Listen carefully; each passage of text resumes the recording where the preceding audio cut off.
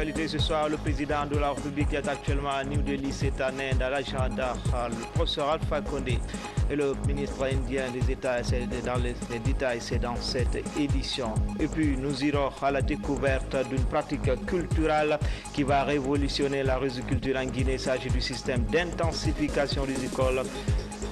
Enfin, à Plaza Diamond, le crédit immobilier vient d'être lancé. Désormais, le client peut acquérir un logement à travers un prêt immobilier pour une durée de 30 ans. Voilà pour les titres, mais avant tout d'abord ces messages départ à son Excellence M. Recep Tayyip Erdogan, président de la République de Turquie, Ankara. Excellence, Monsieur le Président, la célébration de la proclamation de la République m'offre l'agréable opportunité d'adresser à vous personnellement, au peuple et au gouvernement turc, les vives et chaleureuses félicitations du peuple de Guinée, de son gouvernement auquel je joins les miennes propres. La République de Turquie et la République de Guinée entretiennent des relations anciennes tant au plan bilatéral que multilatéral.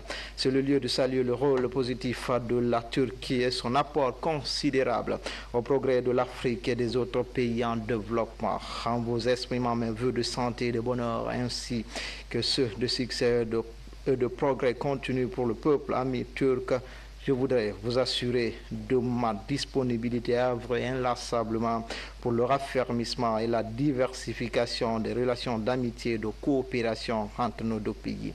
Très haute considération, Conakry, le 28 octobre 2015, professeur Alpha Condé, président de la République, chef de l'État.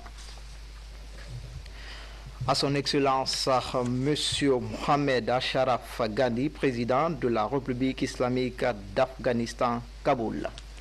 Excellence, Monsieur le Président, c'est avec une vive émotion que le peuple guinéen, son gouvernement et moi-même avons appris la triste nouvelle du séisme survenu dans votre pays, causant ainsi la mort de plusieurs personnes, des blessés et des dégâts matériels importants. En ces moments douloureux, permettez-moi, Monsieur le Président, au nom du peuple de Guinée, de son gouvernement et à mon nom propre, de vous adresser mes sincères condoléances. Par la même occasion, je prie de bien vouloir transmettre au peuple ami afghan et particulièrement aux familles touchées notre profonde compassion. Veuillez agréer, Excellence, Monsieur le Président, l'expression de ma très haute considération. Conakry, le 28 octobre 2015, professeur Alpha Condé, président de la République, chef de l'État. Message départ à son Excellence, Monsieur Mamoun Hossein, président de la République islamique du Pakistan, Islamabad. Excellence, Monsieur le Président, c'est avec une vive émotion que le peuple de Guinée, son gouvernement et moi-même avons appris la triste nouvelle du séisme survenu dans votre pays, causant ainsi la mort de plusieurs personnes, des blessés et des dégâts matériels importants.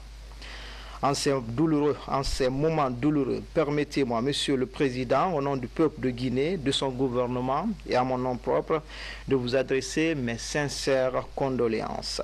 Par la même occasion, je prie de bien vouloir transmettre au peuple ami pakistanais et particulièrement aux familles touchées notre profonde compassion.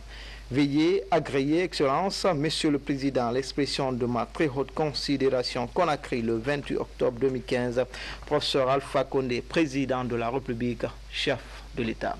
Comme annoncé dans le titre, le chef de l'État est actuellement en Inde, le professeur Alpha Condé a rencontré ce mercredi le Premier ministre indien. L'entretien entre les deux personnalités ont porté essentiellement sur le renforcement de l'axe de coopération entre Conakry et New Delhi. Sanasi Keita, envoyé spécial.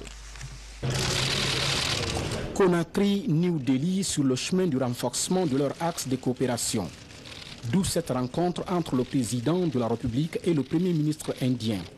Professeur Alpha Condé et Narendra Modi ont parlé du raffermissement des relations d'amitié et de coopération entre l'Inde et la Guinée. Il a été question de questions bilatérales.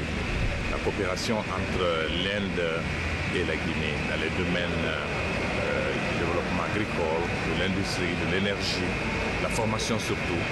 Et le gouvernement indien s'est déclaré disposé à entretenir avec la Guinée une relation déjà importante. Deux importants projets sont déjà dans le registre de ces relations de coopération entre la Guinée et l'Inde. Nous avons deux projets qui sont déjà présentés. projet, c'est d'abord la construction des systèmes sanitaires guinéens et donc 2 hôpitaux qui seront construits en Guinée pour une valeur de 35 millions de dollars. Il y a aussi un volet de 55 à 60 millions de dollars qui sont prévus pour la modernisation de l'agriculture. Évidemment, le gouvernement indien se dit disposé à diversifier encore dans d'autres secteurs qui vont toucher certainement l'énergie et les infrastructures. Demain jeudi 29 octobre 2015, le président Alpha Condé prendra part aux côtés de ses homologues du continent et de plusieurs autres personnalités du monde au 3e sommet économique Inde-Afrique. Dans le reste de l'actualité, 8 mois après son démarrage, le programme d'appui sectoriel à la décentralisation et à la déconcentration présente son rapport d'activité. Cette cellule d'assistants techniques auprès du département de l'administration du territoire entend propulser le processus de décentralisation en Guinée. Le rapport est épluché pour nous par Mohamed Lamine Kamara. La vision du gouvernement est de promouvoir et développer les collectivités locales en Guinée. Pour atteindre cet objectif, l'Union européenne continue d'appuyer techniquement les initiatives du gouvernement en matière de développement local. En 2014, le programme d'appui sectoriel à la décentralisation et à la déconcentration a été mis en place. Cette nouvelle structure d'assistance technique auprès du ministère de l'administration du territoire et de la décentralisation présente le bilan des 8 mois de son exécution. 10 millions d'euros, évidemment, il y a un suivi dans tous les programmes que nous finançons. D'ailleurs, l'un des rôles de la délégation de l'Union européenne en République de Guinée, c'est de suivre la mise en œuvre de ces fonds en partenariat avec ce qu'on appelle la cellule de gestion du FED au ministère de l'économie et des finances et en partenariat avec les ministères concernés. Avec la décentralisation, on prend en compte la vie du citoyen, qu'est-ce que le citoyen veut et c'est ce que l'élu local doit mettre dans son programme de développement. C'est ce que nous appelons la redevabilité. Il faut que la redevabilité soit. Sans cela, le citoyen ne sera pas satisfait et le développement local ne sera pas une réalité. La décentralisation étant transversale, les départements impliqués dans la mise en œuvre de cette politique sont engagés à exécuter strictement la lettre de politique nationale de décentralisation. Il n'y a pas mieux que les habitants d'un village pour cibler qu'est-ce qui est prioritaire pour leur épanouissement, pour leur développement, pour leur bien-être. Et en cela, il passe par ce que l'on appelle un diagnostic participatif communautaire. Donc, les sessions d'appui à la décentralisation et à la déconcentration s'inscrivent dans ce cadre que nous devons saluer. Je voudrais ici exhorter davantage au travail l'assistance technique, le ministère de l'administration du territoire, ainsi que celui de la fonction publique et mes services techniques, ceci dans le strict respect de leur mission, du respect des principes d'appui permanent, de concertation dans un esprit de démarche participative, d'échange d'expériences et de partage de savoir et enfin de capitalisation des acquis. Au cours de cette rencontre, les participants ont focalisé leurs réflexions sur les modes de renforcement du processus de décentralisation et de déconcentration. Des stratégies permettant de mettre en place un cadre cohérent de développement local participatif. Et puis des médicaments et des vivres pour les survivants de la maladie à virus Ebola. C'est un geste humanitaire du gouvernement sud-africain à travers lequel la nation arc-en-ciel compte accompagner ces différentes personnes en situation difficile. Le point avec Cheikh Sanoussi Sanko. Ce don, composé de kits sanitaires, d'un groupe électrogène de 6,5 kVA, des motos et des sacs de farine de maïs, est fait par le gouvernement de l'Afrique du Sud à la coordination nationale de riposte à Ebola par le biais du ministère des Affaires étrangères. Dans la salle des conférences de la pharmacie centrale du Guinée, où les deux parties guinéennes et sud-africaines ont procédé à la signature de documents y afférents, l'ambassadeur de l'Afrique du Sud a indiqué le bien fondé de ce geste. Ceci est un geste humanitaire du gouvernement sud-africain et qui est heureux de se joindre à d'autres pays ayant montré leur générosité avant nous. en ce qui concerne la lutte contre l'apartheid, la Guinée a été toujours aux côtés de l'Afrique du Sud. Ceci est également un signe à ce que nous continuons à cimenter, à renforcer les relations et à travailler durement ensemble pour pouvoir faire face aux défis communs. Le geste est vivement salué par le représentant du ministère des Affaires étrangères et celui de la Coordination nationale de riposte à Ebola. C'est une occasion encore une fois de remercier le gouvernement de la République de l'Afrique du Sud parce que c'est en période difficile qu'on reconnaît ses meilleurs amis. Les moyens qui ont été mis à notre disposition, particulièrement la farine de poudre, vient en point nommé parce que la maladie n'a pas que des conséquences médicales, elle a aussi des conséquences nutritionnelles et sociales. Même si l'acheminement de ce lot a accusé un retard, comme signifié ici par M. l'ambassadeur, il faut reconnaître qu'il vient combler un déficit, notamment dans la gestion des survivants de la maladie à virus Ebola. La Guinée en route pour la COP 21 à Paris. Le pays vient d'achever sa contribution nationale. Un document est élaboré. Il définit les différents aspects liés à la lutte contre le changement climatique. Au prime abord, la Guinée s'engage à promouvoir les énergies renouvelables. Les détails avec Mamadou Alpha Baldé. À quelques semaines de la Convention cadre des Nations Unies sur les changements climatiques à Paris, la Guinée semble prête pour ce rendez-vous crucial pour l'avenir climatique de la planète.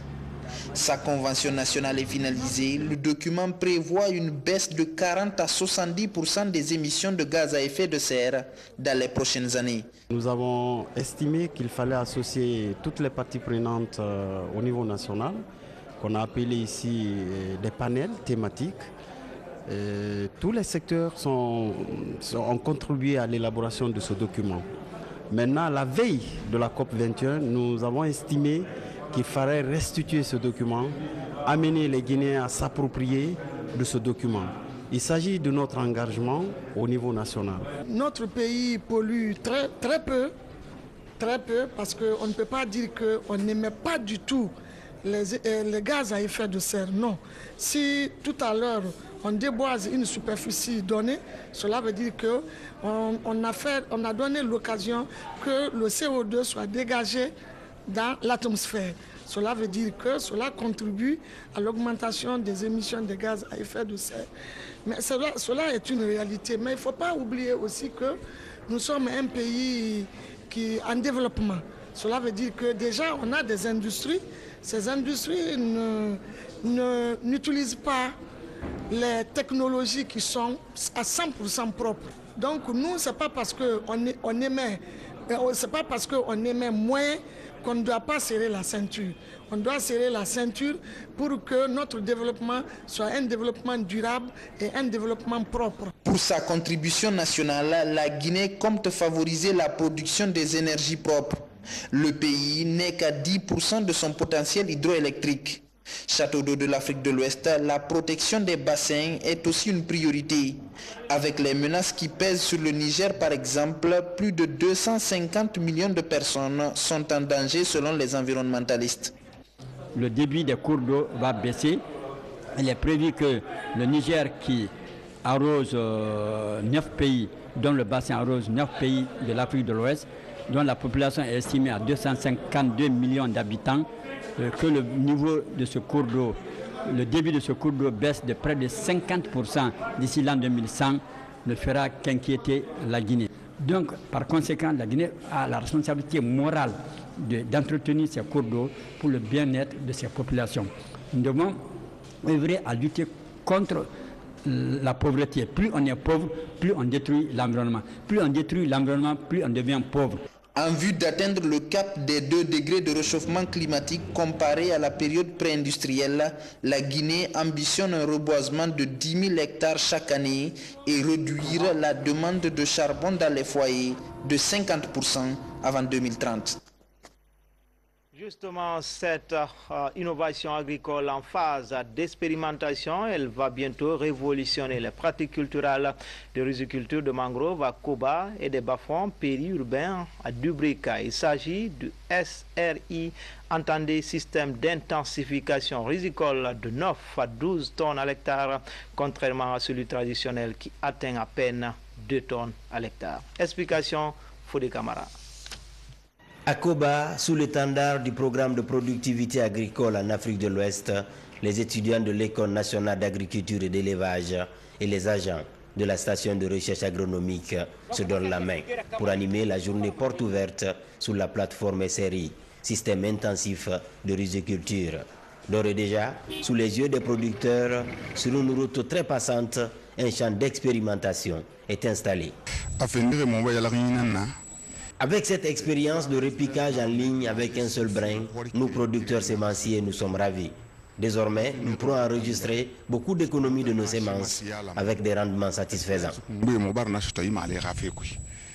Dans la langue du terroir, entre autres exigences du SRI dispensées aux paysans par les chercheurs, l'utilisation des jeunes plants de 8 à 15 jours, le repiquage en ligne avec un brin par poquet, sans oublier de bonnes semences et une préparation judicieuse de la pépinière et du champ de transplantation. Cet ensemble de bonnes pratiques que certainement nous ne faisons pas dans notre riziculture traditionnelle, parce qu'ici on a constaté que les gens gardent le riz en pépinière jusqu'à plus de 30 jours et les conditions de transport, de planting font que le riz ne sort pas toutes ses potentialités. Donc ceci constitue un problème énorme. Mais de par la petite expérience que nous avions avec le SRI, soit en Guinée ou dans les autres pays de la sous-région, montre qu'avec le SRI on améliore considérablement le rendement du riz. Ainsi, pas besoin d'avoir une grande superficie pour obtenir un grand rendement. Autre avantage qui séduit les producteurs, à Koba et ici à Dubreka, la baisse de pression sur le foncier. Cette innovation a marqué les gens parce que les rendements peuvent aller jusqu'à 10 tonnes, voire plus. Et donc ça a été diffusé aujourd'hui dans plus de 50 pays dans le monde. Et nous, en Guinée, on l'a introduit en 2013 en Guinée. Et nous avons eu des rendements effectivement très intéressants qui varient entre 3 tonnes et 12 tonnes. Et nous avons pensé que c'est quelque chose qui peut bien marcher dans les bas-fonds périurbains. Pour concilier théorie et pratique, étudiants, producteurs, chercheurs et agents d'accompagnement technique des organisations professionnelles agricoles reviennent sur les bancs. Principal défi, aider le monde rural à maîtriser tous les contours du SRI. Ceci pour une large diffusion de ce système innovant sur le littoral et même à l'échelle nationale. Retour à Conakry, on se rend dans les locaux de la cité Plaza Diamant, où la direction de la dite cité vient de lancer le crédit immobilier, une initiative qui vise à permettre aux postulants d'acquérir un logement à Plaza à travers un prêt immobilier pour une durée de 30 ans. Reportage Younoussa Taweli Kamara. China Drill Group a créé une fondation dénommée Crédit Immobilier ici à Plaza Diamant. Il s'agit de donner la chance à tout client de souscrire à un prêt immobilier en vue d'offrir un meilleur cadre de vie dans une cité internationale. À partir de l'analyse et de la réaction de certains clients, assister une partie de la clientèle qui rencontre une difficulté financière à réaliser leur rêve de s'offrir un produit immobilier à Plaza Diamant est devenu une nécessité. China Drill Group a alors décidé de lancer un prêt immobilier d'un montant de 230 milliards de francs guinéens sur une période de 30 ans. Une fois que vous aurez payé une certaine somme, vous serez en possession de vos clés et le reste sera complété par China Drill Group. Avec un système de sécurité garanti, des jardins verts, une piscine ainsi qu'un terrain de tennis, China Drill Group entend assister sa clientèle dans l'achat des immobiliers du groupe Plaza Diamant. Comme beaucoup de Guinéens, acheter un logement à Plaza Diamant a été toujours un rêve qui me tient à cœur. Mais pour des raisons financières, je ne l'avais pas encore réalisé. Après avoir été au courant que Plaza Diamant a mis en œuvre une fondation de crédit immobilier, j'ai été très motivé. Il existe un prêt immobilier pour une durée de 30 ans. Franchement, c'est génial. C'est sûr que je vais acheter un villa ici. La BAC 12 vient de mettre le grappin. La BAC 12, vient de mettre le grappin sur un groupe de présumés bandits. Ils sont accusés de détention d'armes, d'attaques à main armée, entre autres. Ces bandes qui sèment la terreur dans la haute banlieue de Conakry sont désormais entre les mains des services de sécurité. Fatima Diallo nous signe ce reportage. Pris avec des armes automatiques, un PMAK, un pistolet TT-30, du chanvre indien, une moto et d'autres objets illicites. Ces présumés bandits sont coincés pour attaque à main armée, vol de véhicules, détention d'armes et vente de stupéfiants. Avant-hier, il y a eu une attaque entre Mania et Bentroya. J'ai été appelé aussi vers les 0h, mais très malheureusement, quand la BAC 10 partait, la BAC 10 qui est arrivée sur les lieux, les bandits en fuite, il y a un même qui a trouvé la mort. Quand il a escaladé le mur pour sauter devant le mur, je crois, le mur, si c'est le mur qui s'est cassé, ou du moins ça, il a raté le mur, il est tombé sur son dos, sur le nuque. Donc c'est là-bas qu'il avait trouvé la mort. Ben, j'ai dit au BAC de tout mettre en œuvre pour rechercher les autres complices qui sont maintenant devant moi. La fille en question est intéressée par ça. Elle, avec les assiettes là, et la bascule que vous voyez là, la culotte là, c'est pour elle, c'est elle qui fait ces choses-là pour fabriquer les petites boules là, qui les revendent. La première arrestation remonte au 15 octobre à Keitaya, dans la commune de Dubreka. Après ce coup d'éclat, plusieurs autres arrestations ont suivi. J'avais ma baïonnette. Quand j'ai ouvert la porte, je me suis posté, mais personne n'est rentré. C'est dans ce cas, au bon moment maintenant d'ouvrir la porte, l'autre a dit, il n'est pas dedans, il n'est pas dedans. L'autre dit, ah mais s'il ne veut pas se faire sortir l'argent, il faut la tuer. Il a bougé pour venir rentrer dans la grande maison encore. La deuxième personne, c'est là maintenant ma maman s'est opposée. Ils se sont battus avec ma maman. Ma maman s'est arrêtée derrière, contre lui à la porte. Il les faisait dos et puis ils l'ont tiré sur sa jambe gauche. La bande de Alpha Omar est accusée pour attaque à main armée au quartier Baïlo. Après avoir attaqué ma famille, les bandits ont jeté mon téléphone et les armes qu'ils avaient. C'est ainsi que la BAC les a ramassés et m'a contacté.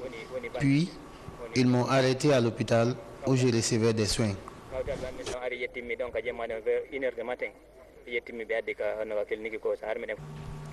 Pour des fins d'enquête, ces présumés bandits sont transférés dans des unités spécialisées.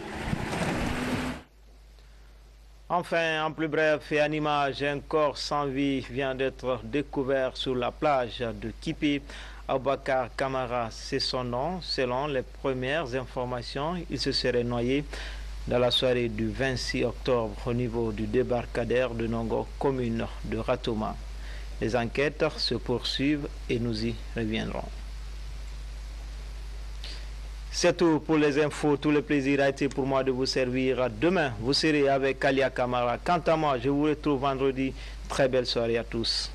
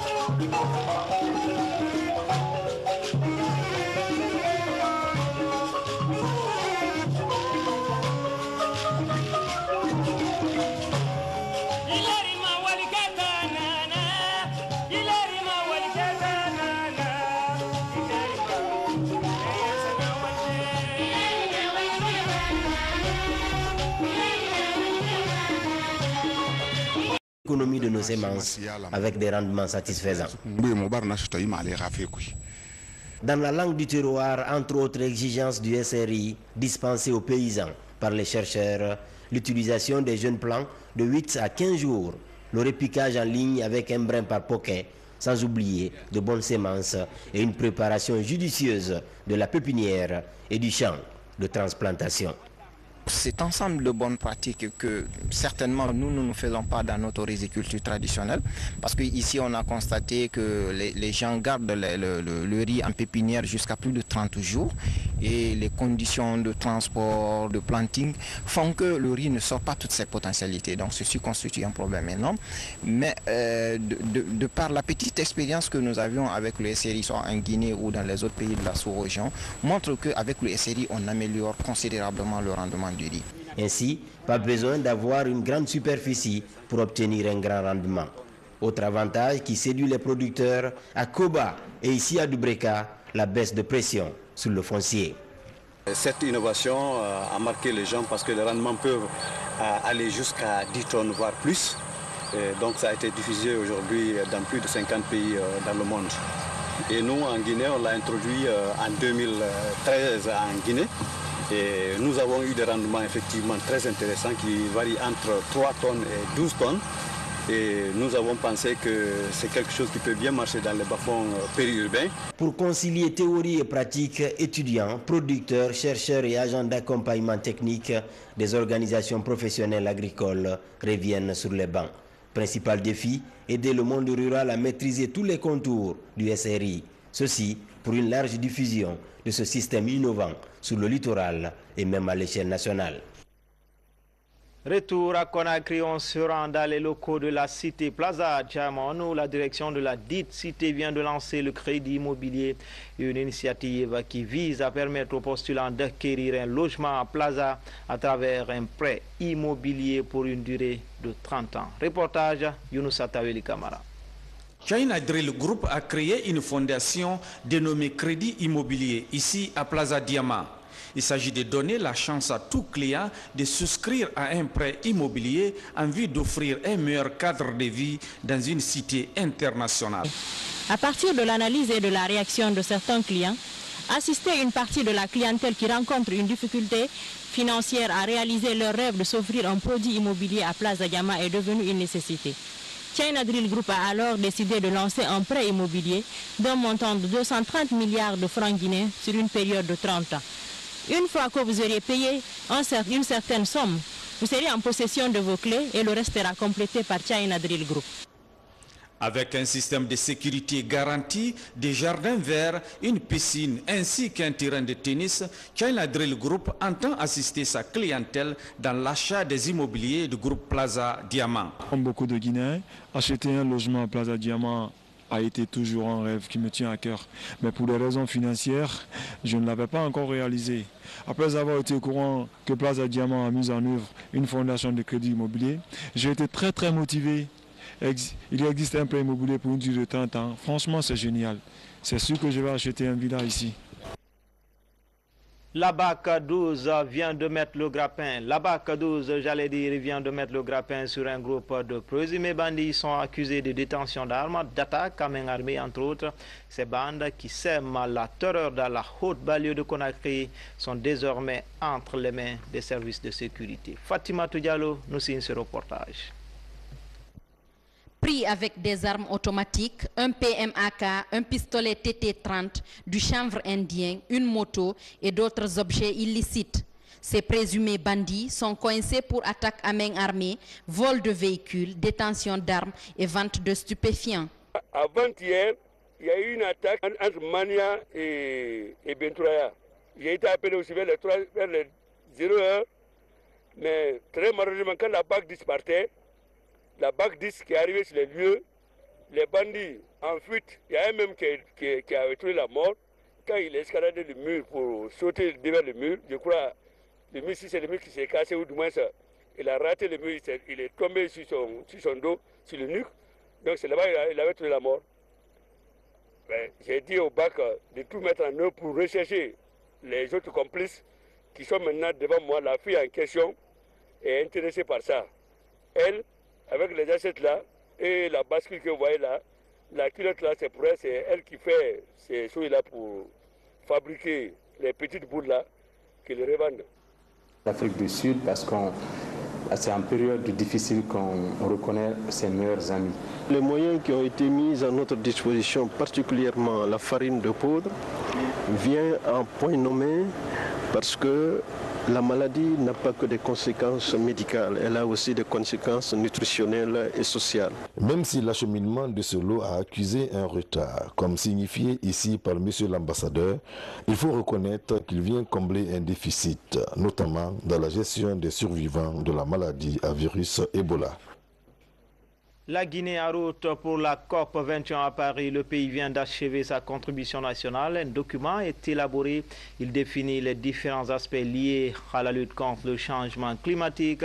Au prime abord, la Guinée s'engage à promouvoir les énergies renouvelables. Les détails avec Mamadou Alpha Baldé.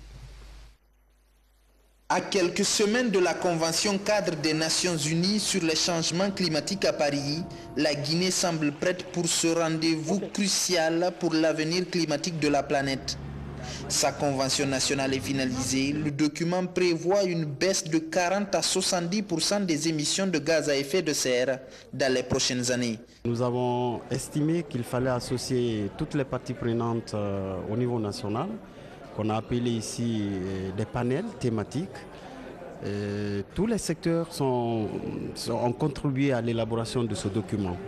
Maintenant, la veille de la COP 21, nous avons estimé qu'il fallait restituer ce document, amener les Guinéens à s'approprier de ce document. Il s'agit de notre engagement au niveau national. Notre pays pollue très peu, parce qu'on ne peut pas dire qu'on n'émet pas du tout les gaz à effet de serre, non. Si tout à l'heure on déboise une superficie donnée, cela veut dire qu'on a donné l'occasion que le CO2 soit dégagé dans l'atmosphère. Cela veut dire que cela contribue à l'augmentation des émissions de gaz à effet de serre. Mais cela est une réalité. Mais il ne faut pas oublier aussi que nous sommes un pays qui est en développement. Cela veut dire que déjà on a des industries. Ces industries n'utilisent pas les technologies qui sont à 100% propres. Donc nous, ce n'est pas parce qu'on émet moins qu'on ne doit pas serrer la ceinture. On doit serrer la ceinture pour que notre développement soit un développement durable et un développement propre. Pour sa contribution nationale, la Guinée compte favoriser la production des énergies propres. Le pays n'est qu'à 10% de son potentiel hydroélectrique. Château d'eau de l'Afrique de l'Ouest, la protection des bassins est aussi une priorité. Avec les menaces qui pèsent sur le Niger par exemple, plus de 250 millions de personnes sont en danger selon les environnementalistes. Le débit des cours d'eau va baisser. Il est prévu que le Niger qui arrose 9 pays, dont le bassin arrose 9 pays de l'Afrique de l'Ouest, dont la population est estimée à 252 millions d'habitants, que le niveau de ce cours d'eau, le débit de ce cours d'eau baisse de près de 50% d'ici l'an 2100, ne fera qu'inquiéter la Guinée. Donc, par conséquent, la Guinée a la responsabilité morale d'entretenir ces cours d'eau pour le bien-être de ses populations. Nous devons œuvrer à lutter contre la pauvreté. Plus on est pauvre, plus on détruit l'environnement. Plus on détruit l'environnement, plus on devient pauvre. En vue d'atteindre le cap des 2 degrés de réchauffement climatique comparé à la période pré-industrielle, la Guinée ambitionne un reboisement de 10 000 hectares chaque année et réduire la demande de charbon dans les foyers de 50% avant 2030. Justement, cette innovation agricole en phase d'expérimentation, elle va bientôt révolutionner les pratiques culturelles de riziculture de mangrove à Koba et des bas-fonds périurbains à Dubrika. Il s'agit du SRI, entendez système d'intensification risicole de 9 à 12 tonnes à l'hectare, contrairement à celui traditionnel qui atteint à peine 2 tonnes à l'hectare. Explication, Fodé Camara. À Koba, sous l'étendard du programme de productivité agricole en Afrique de l'Ouest, les étudiants de l'École nationale d'agriculture et d'élevage et les agents de la station de recherche agronomique se donnent la main pour animer la journée porte ouverte sous la plateforme SRI, système intensif de riziculture. D'ores et déjà, sous les yeux des producteurs, sur une route très passante, un champ d'expérimentation est installé. Avec cette expérience de répliquage en ligne avec un seul brin, nous producteurs sémenciers, nous sommes ravis. Désormais, nous pourrons enregistrer beaucoup de... La première arrestation remonte au 15 octobre à Keitaya, dans la commune de Dubrika. Après ce coup d'éclat, plusieurs autres arrestations ont suivi. J'avais ma baïonnette. Quand j'ai ouvert la porte, je me suis posté, mais personne n'est rentré. C'est dans ce cas, au bon moment maintenant d'ouvrir la porte, l'autre a dit, il n'est pas dedans, il n'est pas dedans. L'autre dit, ah mais s'il ne veut pas se faire sortir l'argent, il faut la tuer. Il a bougé pour venir rentrer dans la grande maison encore. La deuxième personne, c'est là maintenant ma maman s'est opposée. Ils se sont battus avec ma maman. Ma maman s'est arrêtée derrière, contre lui à la porte. Il les faisait dos et puis ils l'ont tiré sur sa jambe gauche. La bande de Alpha Omar est accusée pour attaque à main armée au quartier Baïlou. Après avoir attaqué ma famille, les bandits ont jeté mon téléphone et les armes qu'ils avaient. C'est ainsi que la BAC les a ramassés et m'a contacté. Puis, ils m'ont arrêté à l'hôpital où je recevais des soins.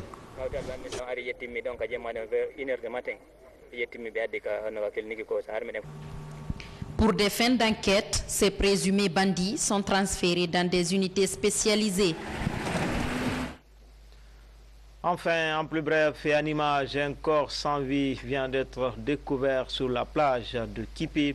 Aboubakar Kamara, c'est son nom. Selon les premières informations, il se serait noyé dans la soirée du 26 octobre au niveau du débarcadère de Nongo, commune de Ratouma. Les enquêtes se poursuivent et nous y reviendrons. C'est tout pour les infos. Tout le plaisir a été pour moi de vous servir. Demain, vous serez avec Kalia Kamara. Quant à moi, je vous retrouve vendredi. Très belle soirée à tous.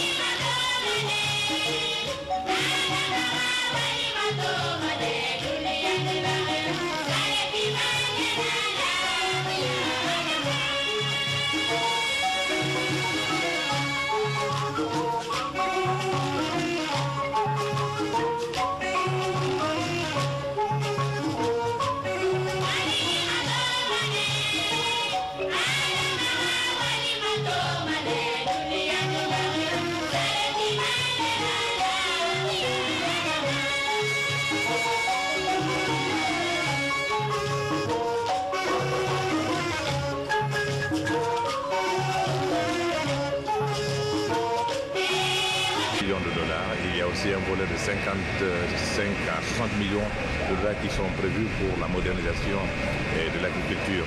Évidemment, le gouvernement indien se dit disposé à diversifier encore dans d'autres secteurs qui vont toucher certainement l'énergie et les infrastructures. Demain, jeudi 29 octobre 2015, le président Alpha Condé prendra part aux côtés de ses homologues du continent et de plusieurs autres personnalités du monde au 3e sommet économique Inde-Afrique. Dans le reste de l'actualité, 8 mois après son démarrage, le programme d'appui sectoriel à la décentralisation et à la déconcentration présente son rapport d'activité. Cette cellule d'assistants techniques auprès du département de l'administration du territoire entend propulser le processus de décentralisation en Guinée. Le rapport est épluché pour nous par Mohamed Lamine Kamara. La vision du gouvernement est de promouvoir et développer les collectivités locales en Guinée. Pour atteindre cet objectif, l'Union européenne continue d'appuyer techniquement les initiatives du gouvernement en matière de développement local. En 2014, le programme d'appui sectoriel à la décentralisation et à la déconcentration a été mis en place. Cette nouvelle structure d'assistance technique auprès du ministère de l'administration du territoire et de la décentralisation présente le bilan des 8 mois de son exécution. 10 millions d'euros, évidemment, il y a un suivi dans tous les programmes que nous finançons.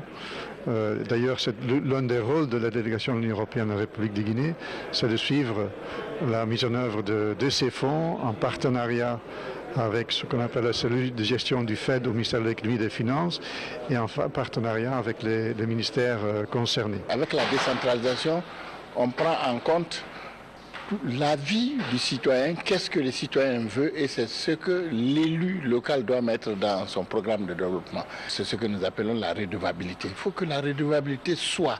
Sans cela, le citoyen ne sera pas satisfait et le développement local ne sera pas une réalité. La décentralisation étant transversale, les départements impliqués dans la mise en œuvre de cette politique sont engagés à exécuter strictement la lettre de politique nationale de décentralisation. Il n'y a pas mieux que les habitants d'un village pour cibler qu'est-ce qui est prioritaire pour leur épanouissement, pour leur développement, pour leur bien-être. Et en cela, il passe par ce que l'on appelle un diagnostic participatif communautaire. Donc, les sessions d'appui à la décentralisation et à la déconcentration s'inscrivent dans ce cadre que nous devons saluer. Je voudrais ici exhorter davantage au travail l'assistance technique, le ministère de l'administration du territoire, ainsi que celui de la fonction publique et mes services techniques, ceci dans le strict respect de leur mission, du respect des principes d'appui permanent, de concertation dans un esprit de démarche participative, d'échange d'expériences et de partage de savoir et enfin de capitalisation des acquis. Au cours de cette rencontre, les participants ont focalisé leur réflexion sur les modes de renforcement du processus de décentralisation et de déconcentration. Des stratégies permettant de mettre en place un cadre cohérent de développement local participatif. Et puis des médicaments et des vivres pour les survivants de la maladie à virus Ebola. C'est un geste humanitaire du gouvernement sud-africain à travers lequel la nation arc-en-ciel compte accompagner ces différentes personnes en situation difficile. Le point avec Cheikh Sanoussi Sanko. Ce don, composé de kits sanitaires, d'un groupe électrogène de 6,5 kVA, des motos et des sacs de farine de maïs, est fait par le gouvernement de l'Afrique du Sud à la coordination nationale de riposte à Ebola par le biais du ministère des Affaires étrangères. Dans la salle des conférences de la pharmacie centrale du Guinée, où les deux parties guinéennes et sud-africaines ont procédé à la signature du document y afférent, l'ambassadeur de l'Afrique du Sud a indiqué le bien fondé de ce geste. Ceci est un geste humanitaire du gouvernement sud-africain et qui est heureux de se joindre à d'autres pays ayant montré leur générosité avant nous. en ce qui concerne la lutte contre l'apartheid. Et la Guinée a été toujours aux côtés de l'Afrique du Sud.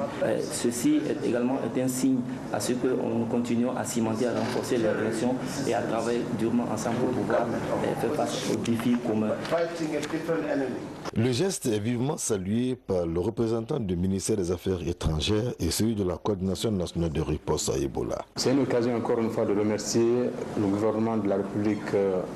Ce soir, le président de la République est actuellement à New Delhi, c'est en Inde, à l'agenda, le professeur Alpha Condé et le ministre indien des États, c'est dans les détails, c'est dans cette édition. Et puis nous irons à la découverte d'une pratique culturelle qui va révolutionner la riziculture en Guinée. Il s'agit du système d'intensification rizicole.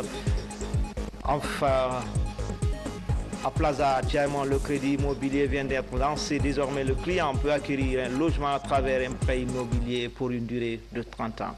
Voilà pour les titres, mais avant tout d'abord ces messages départ à son Excellence M. Recep Tayyip Erdogan, président de la République de Turquie, Ankara. Excellence, Monsieur le Président, la célébration de la proclamation de la République m'offre l'agréable opportunité d'adresser à vous personnellement, au peuple et au gouvernement turc, les vives et chaleureuses félicitations du peuple de Guinée, de son gouvernement auquel je joins les miennes propres.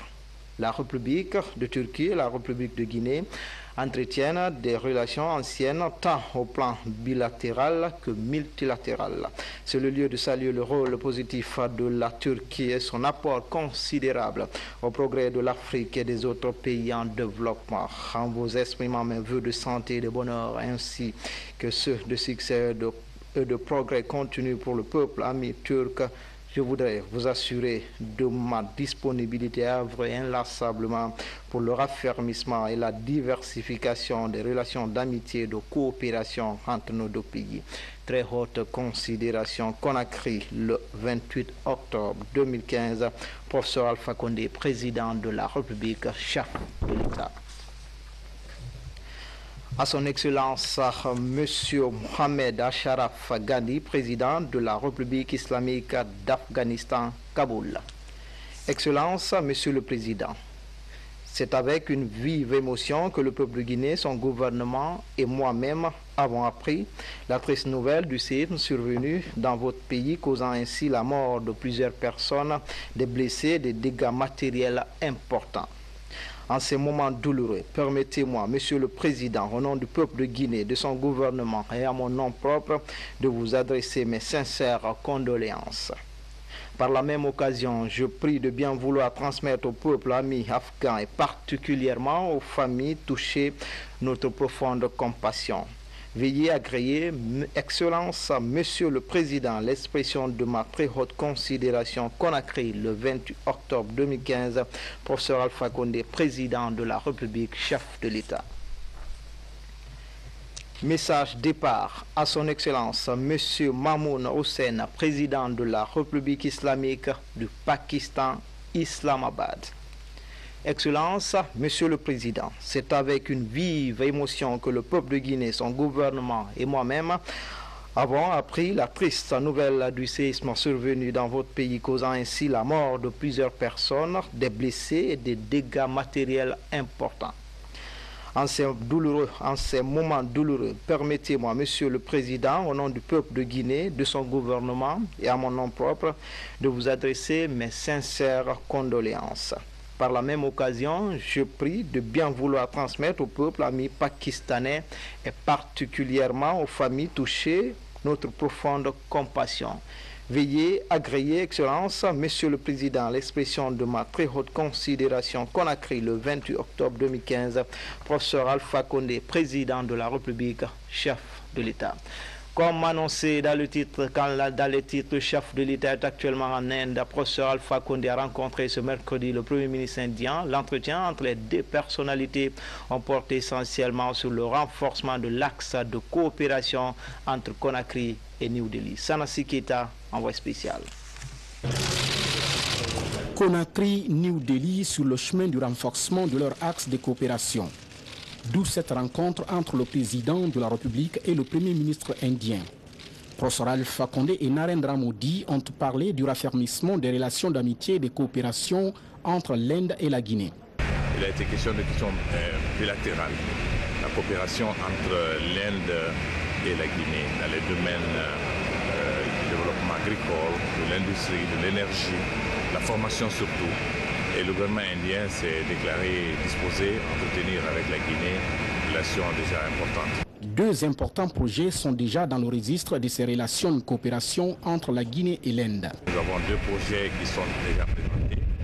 Le premier projet, c'est d'abord la construction des systèmes sanitaires guinéens et donc 2 hôpitaux qui seront construits en Guinée pour une valeur de 35 millions.